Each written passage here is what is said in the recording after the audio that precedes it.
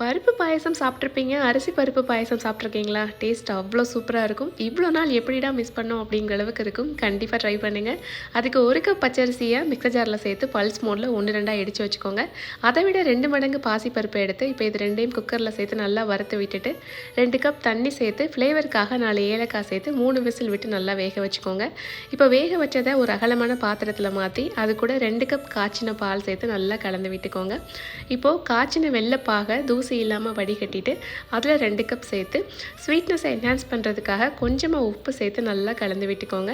இப்போ ஒரு பேனில் நெய் சேர்த்து அது கூட முந்திரி திராட்சை சேர்த்து நல்லா வறுத்து விட்டுக்கோங்க. அது நல்லா வறுப்பட்டதும் அது கூட துருவன தேங்காவையும் சேர்த்து நல்லா வறுத்து விட்டுக்கோங்க.